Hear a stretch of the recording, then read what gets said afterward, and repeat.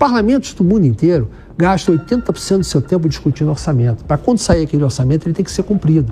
Então você tem que brigar dentro do parlamento para poder fazer as suas políticas públicas as quais você defende, os seus municípios ou aquilo que você acredita, estejam dentro do orçamento. Mas como no Brasil isso não é possível, acabou. O governo nunca deixou seu orçamento inteiro impositivo. Por que não aprovam isso? Acaba com a emenda. Não precisa de emenda. Se o orçamento for impositivo, pode acabar com as emendas. Então, as emendas é uma forma que o parlamento encontrou de participar do orçamento real, que é aquele que é executado. Essa que é a verdade. Deputado, Renato Berrage, depois você vai, tá tudo. Esse confronto, no caso das emendas, entre a Câmara, principalmente, e o Supremo, pelo ministro Flávio Dino, que está no encalço do Congresso Nacional. O senhor acha que ele tem realmente uma intenção de fiscalizar ou é talvez para mostrar um pouco mais de poder em relação ao Supremo sobre o Congresso Nacional? Eu não sei qual é o fato real, porque eu não estou lá para dizer. Eu sei o que eu escuto. Não há um parlamentar em Brasília que não acredita que é uma junção do governo com o Supremo para impedir as emendas. Todo mundo acredita nisso.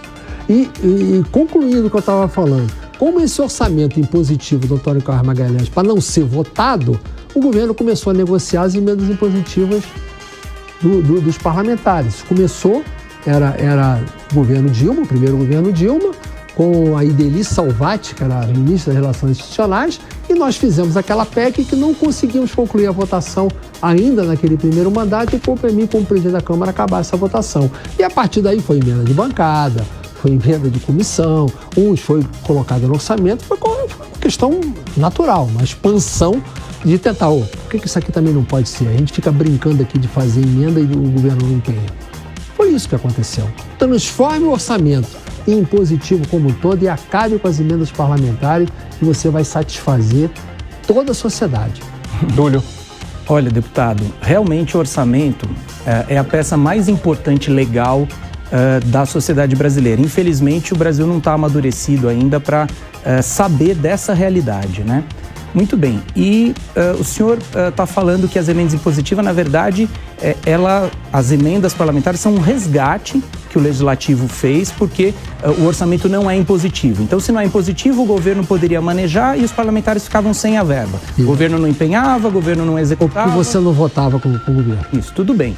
Isso tem um lado. Mas, de outro lado, deputado, nós não vivemos, aí é um contraponto que eu preciso fazer ao senhor, nós não vivemos um parlamentarismo. Nós vivemos a nossa Constituição, um presidencialismo. Nós temos matérias de competência exclusiva do presidente da República, principalmente geração de despesas, etc.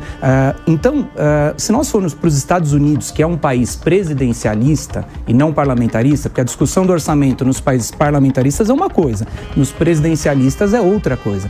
Lá nos Estados Unidos nós temos o orçamento impositivo e nós temos as verbas discricionárias do executivo. Então não é só impositivo, o orçamento ele é uma peça que vai ser executada ao longo do ano, muitas vezes não se realiza aquilo que se projeta, é preciso ter algumas verbas discricionárias. Muito bem. Nos Estados Unidos, essas emendas parlamentares representam 1% das verbas discricionárias.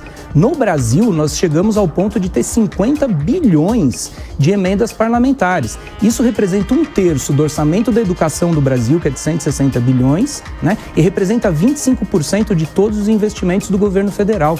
Será que não há um exagero no uso dessas emendas parlamentares? Vamos lá. Será que a diferença do veneno e do remédio não é a dose, deputado? Vamos lá, o percentual que está colocado de emenda impositiva é 1% da receita corrente líquida. Não pode dizer que isso é um fator de impeditivo. Queridos amigos e seguidores, venho aqui com um pedido especial. Nosso canal foi desmonetizado. Se vocês gostam do que fazemos e acreditam no nosso trabalho, considere nos apoiar a partir de R$1 neste QR Code via Pix, ou adquira algum produto de nossa loja. Cada pequeno gesto de apoio faz uma diferença enorme. Nosso conteúdo é de graça e sempre será. Nos apoie. Muito obrigado!